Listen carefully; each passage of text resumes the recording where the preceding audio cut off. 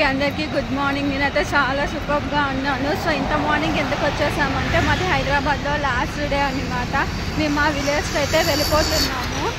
Petrol సడన్గా అయిపోయింది. So petrol బంక్లో petrol కొట్టించుకొని మా జర్నీ అయితే స్టార్ట్ చేస్తాము. సో ప్రస్తుతానికైతే ఇది ఎక్కడ స్కిప్ చేయకుండా మా వీడియో అయితే చూసేయండి.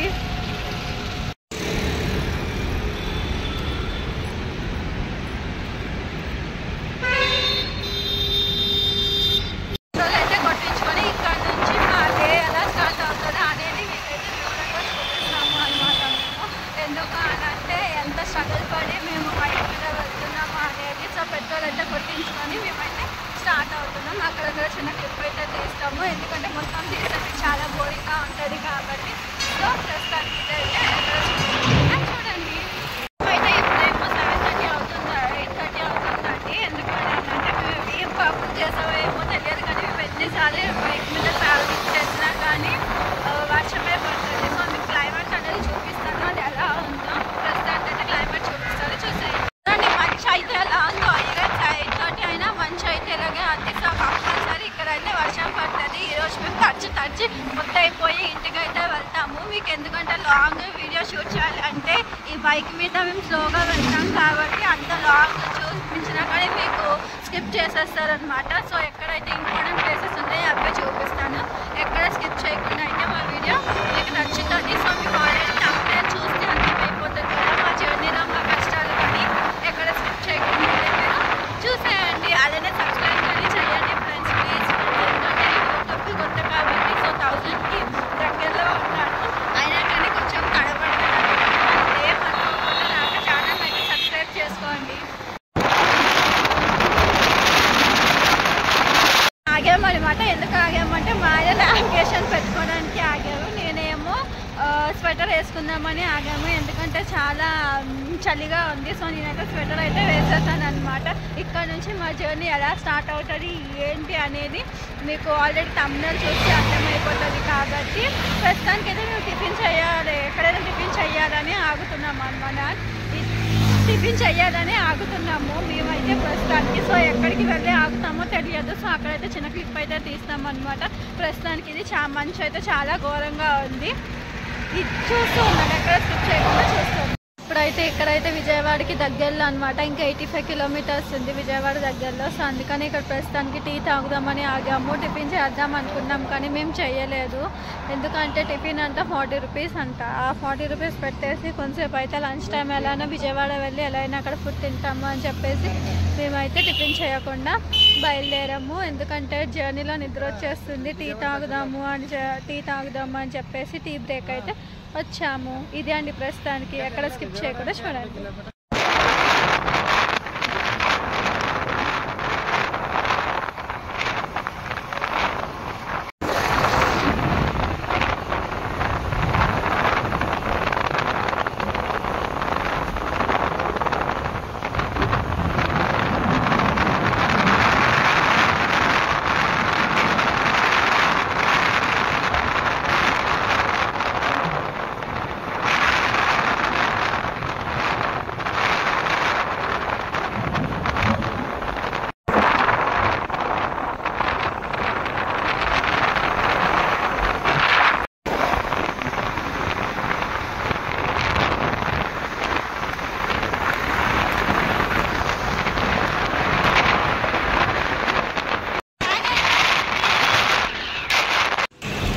మేమైతే బిర్యానీ తినడానికి అని చెప్పేసి లంచ్ బ్రేక్లో అయితే ఈ హోటల్కి అయితే వచ్చాము. ఇందులో ఫుడ్ అయితే చాలా బాగుంది. ఎప్పుడైనా విజయవాడలో నాగితే మట్టుగా పక్కా ఇక్కడ ఈ రెస్టారెంట్లోనైతే బిర్యానీ తినండి. నేనైతే బిర్యానీ ఫుల్గా ఎంజాయ్ చేస్తూ బాగా తిన్నాను.